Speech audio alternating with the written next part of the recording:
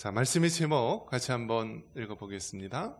이단엔 진리로 맞서고 교회에선 서로 사랑하자. 아멘.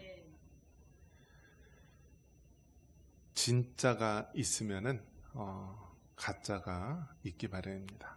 그래서 명품이 있으면은 짝퉁이 있기 마련입니다.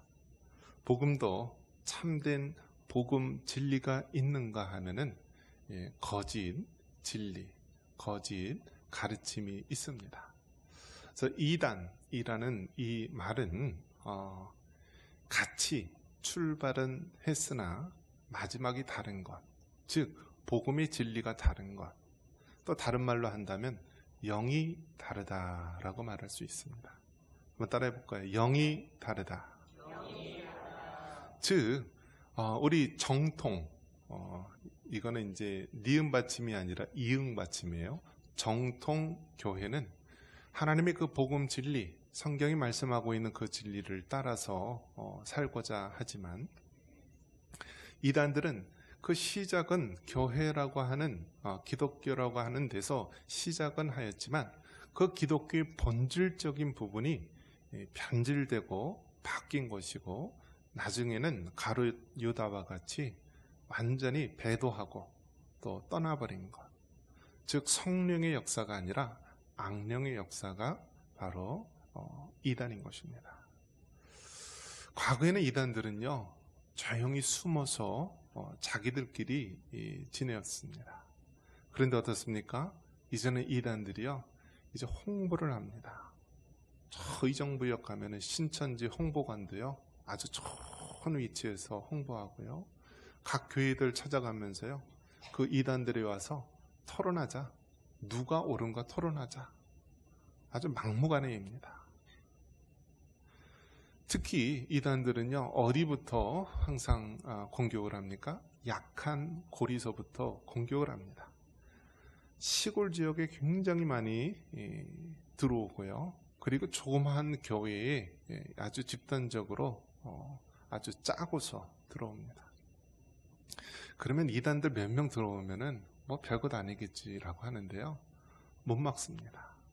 여러분, 왜 사기꾼한테 왜 사기를 당하죠?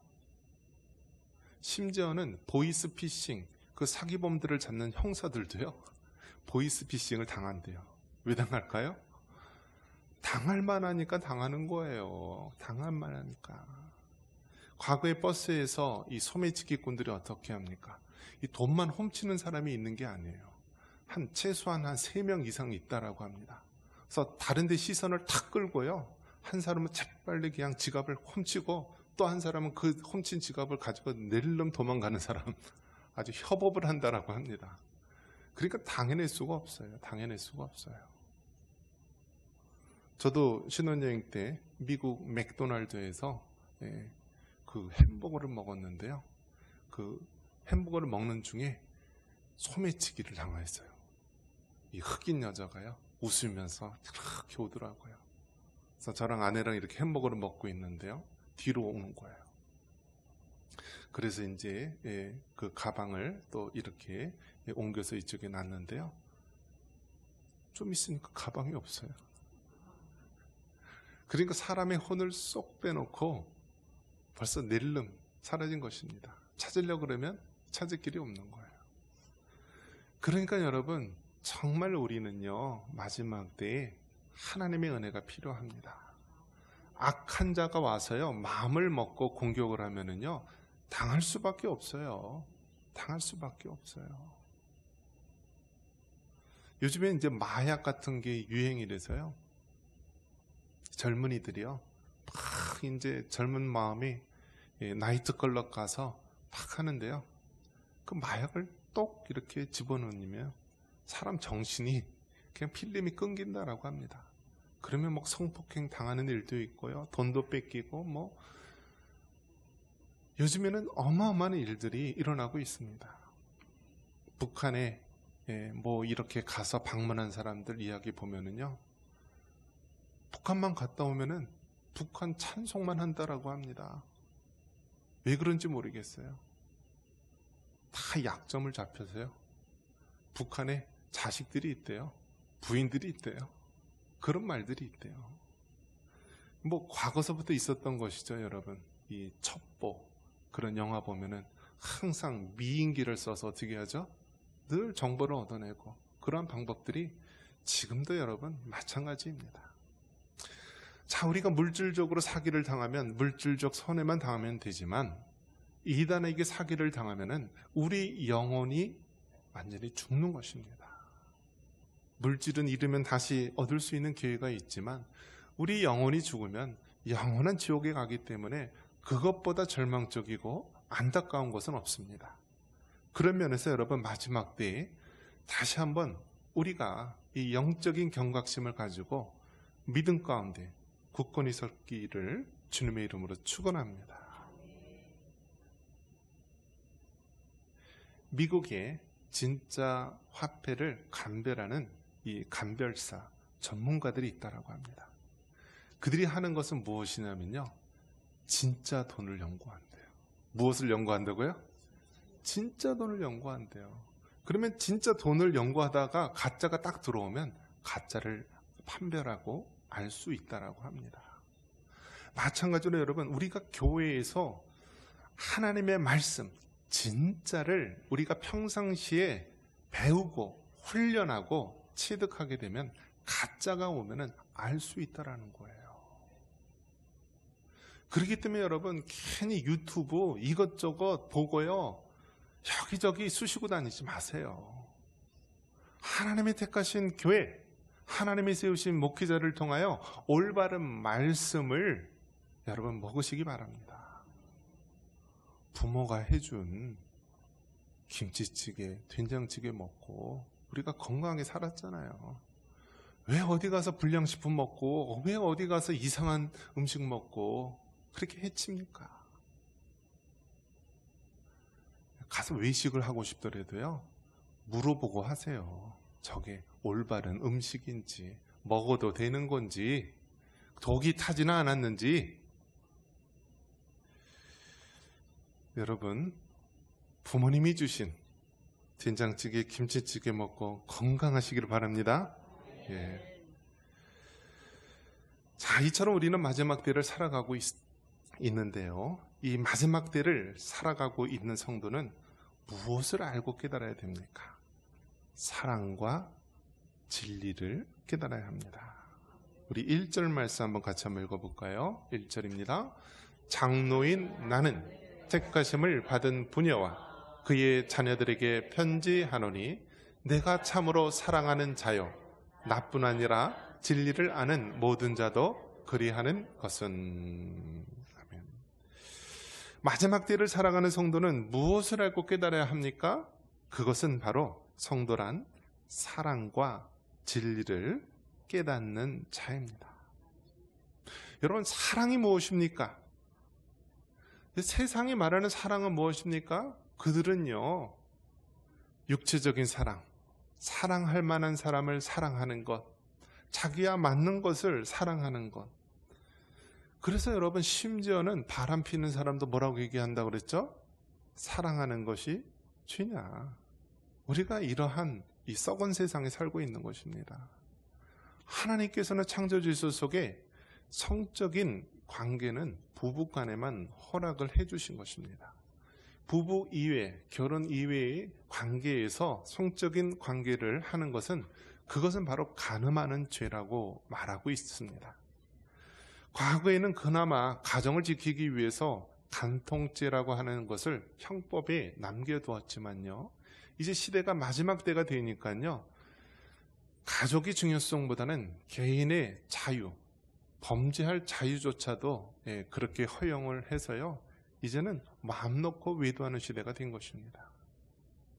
사랑은 그런 세상이 말하는 육적인 사랑이 아닙니다. 사랑은 바로 하나님께 속한 것이고, 사랑은 바로 하나님으로부터 온 것입니다. 하나님께서 우리를 사랑하셨기에 우리를 로봇과 같이 맹종하는 자로 만들지 않고요, 우리에게 하나님을 섬기고 하나님을 예배할 수 있는 자유의지를 가진 그러한 인격적 존재로 우리를 창조하신 것입니다. 그래서 여러분, 하나님께서 우리를 인격적이고 또 자유의지를 가지고 하나님을 예배할 수 있는 존재로 만들었다는 사실은요, 하나님이 그토록 우리를 사랑하는 자로 창조하셨다는 사실입니다. 심지어는 우리가 아담과 하와의 모든 후손들이 원죄로 인하여 멸망받을 수밖에 없는 우리들, 가만히 놔둬도 지옥의 형벌 속에 갈 수밖에 없는 우리들을 위해서 하나님의 아들 예수님을 우리에게 보내주셨습니다. 그리고 누구든지 그 예수님, 십자가에 피 흘려 죽으신 예수님을 믿게 되면 우리의 모든 죄가 사함을 받고 하나님의 자녀, 천국 백성으로 삼아주신 것입니다. 그렇기 때문에 여러분, 사랑은 하나님께 속한 것이고요, 우리가 하나님을 알지 못하면 참된 사랑을 깨달을 수 없는 것입니다. 여러분, 이 세상에 진리가 어디 있습니까? 세상 사람들은 뭔가 대단한 말, 유식한 말로 떠듭니다. 정의란 무엇인가? 공의란 무엇인가? 여러분, 그들이 말하는 정의, 그들이 말하는 공의가 무엇입니까? 그거는 자기에게 속한 것이 정의고 자기가 주장하는 것이 진리라고 외칩니다. 오늘날 이 권력이라는 것을 잡고 있는 자들, 우리가 그들을 586 세대라고 합니다. 586 세대. 80년대에 대학을 다니고 또 60년대에 태어났던 그 세대들, 얼마나 오만방자한지 모릅니다. 자기들이 모든 것을 다 알고 자기들이 말하는 것이 진리고 자기들이 행하는 것이 정의라고 외칩니다. 여러분, 고인물이 썩듯이요, 절대 권력은 다 망하게 되는 것입니다. 하나님 한 분 이외에는 진리는 없습니다. 내가 곧 길이요 진리요 생명이니 나로 말미암지 않고는 아버지께로 올 자가 없다고 말씀합니다. 우리 하나님이 진리시고요, 우리 하나님의 말씀이 진리인 것입니다. 그 말씀대로 살아가야지 우리가 참된 진리를 행하는 삶인데요, 하나님의 창조 질서를 어기고요, 이제는 어떻습니까? 인권이란 이름 하에 온갖 죄악된 법안들을 만들고 이 사회를 망치고 있지 않습니까? 자녀를 낳지 않는데요, 어떻게 낙태를 합법화시킬 수 있습니까, 여러분? 어떻게 해서든지 한 생명이라도 더 살려야 되고요, 장애를 안고 그렇게 나약하게 나온 자들 어떻게 생명을 불어넣어서 살려내도 부족할 판에 낙태를 합법화하면 어떻게 합니까? 온갖 젊은이들 마음대로 행동하다가요, 그 생명들 다 죽이는 것 아닙니까? 여러분, 성평등이란 말, 여러분 정말 우리가 경각심을 가지고 우리는 사용해야 됩니다. 한번 따라해 볼까요? 양성평등. 성평등이란 말은요, 우리가 성경적이지 않습니다. 양성평등이라고 해야 됩니다. 즉, 성경이 말하고 있는 남성과 여성이 유일한 성이라는 사실입니다. 자녀들이 태어나면 남성으로 태어나고 여성으로 태어나는 것이지 남성과 여성 이외에 제3의 성은 없는 것입니다. 그런데 요즘 어떻습니까? 그 성평등이라는 이름하에, 인권이라는 이름하에 얼마나 악법들을 만들고요, 하나님께서 자녀를 생산하는 길은 남자와 여자가 만나서 자녀를 낳게 되는데요, 남자와 남자가 무슨 자녀를 낳습니까? 여자와 여자가 무슨 자녀를 낳습니까? 이러한 창조 질서를 깨트리는 일들이 우리가 이 세상에 나타나고 있는데요, 여러분, 우리가 살 길은 하나님의 말씀, 진리대로 살아야 되는 줄 믿습니다. 마지막 때를 살아가는 성도는 사랑이 무엇인지, 진리가 무엇인지, 그것은 오로지 하나님께 속한 것임을 믿고 살아가는 자임을 우리는 고백합니다. 마태복음 12장 30절 31절 말씀에 하나님 사랑하고 이웃 사랑하라고 말합니다. 우리 같이 한번 읽어볼까요? 네 마음을 다하고 목숨을 다하고 뜻을 다하고 힘을 다하여 주 너희 하나님을 사랑하라 하신 것이요, 둘째는 이것이니 네 이웃을 네 자신과 같이 사랑하라. 이보다 더 큰 계명이 없느니라. 아멘.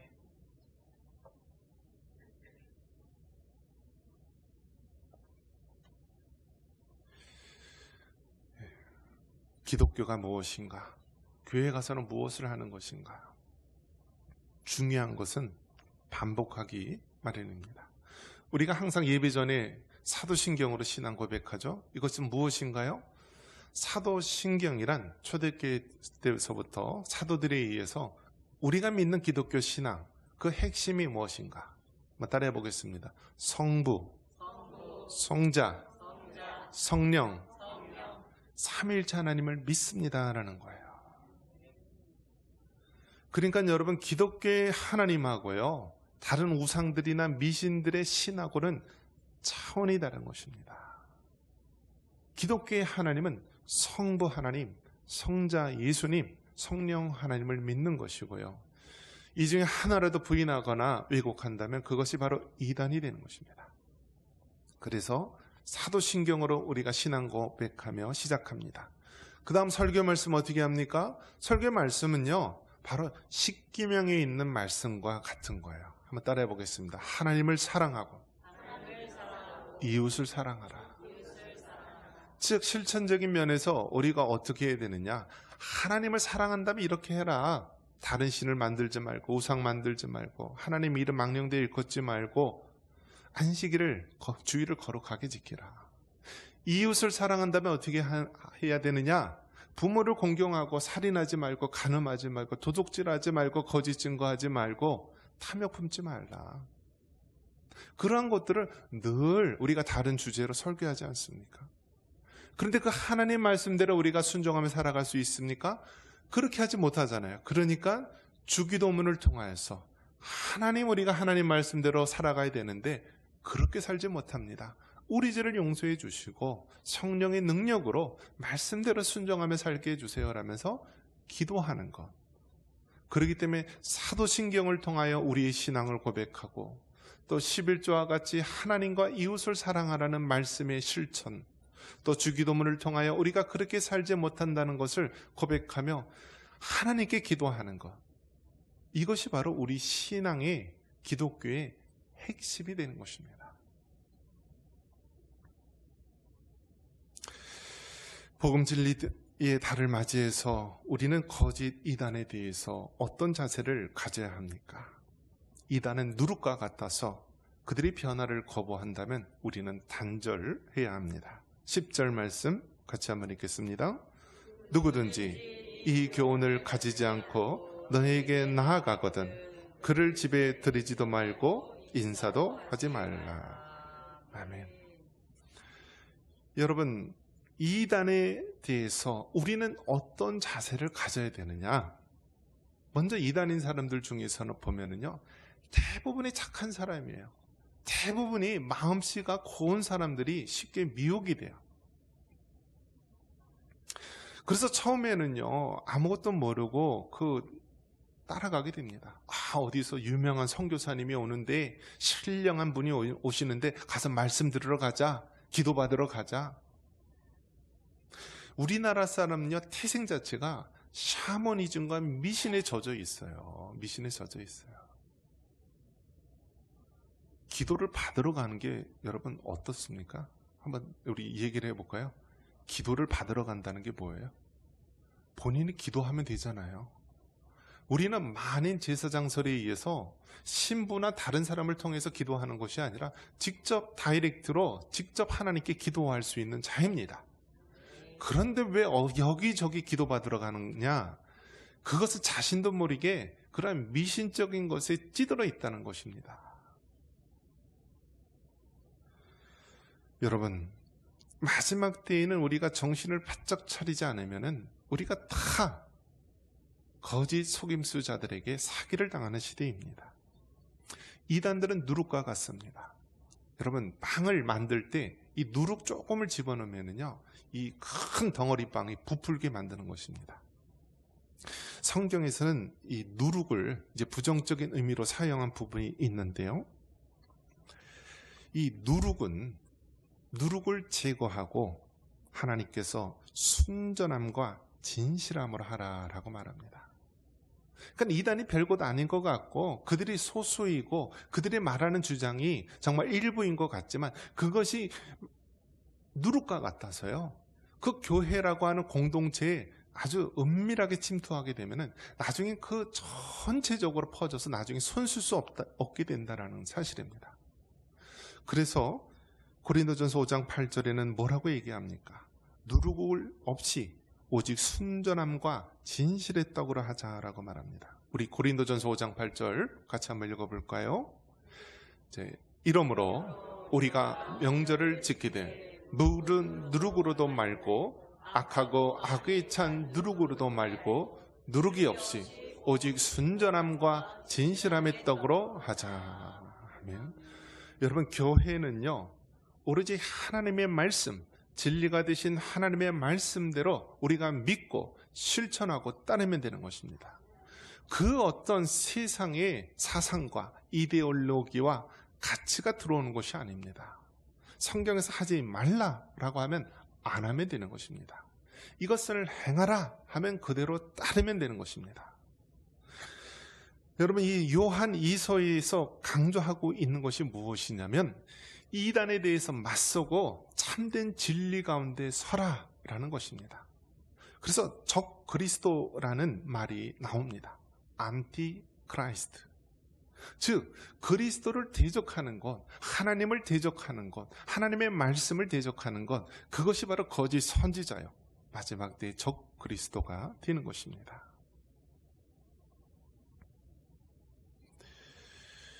이 시골 지역일수록 얼마나 이단들과 악한 무리들이 많이 오는지 모릅니다. 이스라엘 백성이 가나안 땅에 들어갔을 때요, 그곳에 있는 가나안 7족속, 헷, 기르가스, 아가, 가사, 이 여러 가나안 7족속과 악한 무리들이요, 그들이 연합을 해서 하나님의 언약의 백성인 이스라엘 백성을 대적하고 전쟁을 합니다. 마지막 때도 마찬가지입니다. 기독교인, 바로 하나님의 교회를 대적을 삼아서요, 악한 무리들이요 연합을 해요. 이슬람 교도들이 연합을 하고요, 동성애자들, 인권 지지자들, 그 사람들 연합을 하고요, 공산주의자들, 유물론에 심취한 자들이 연합을 해서요, 하나님의 교회, 바로 진리를 대적하는 시대를 우리가 맞이하고 있습니다.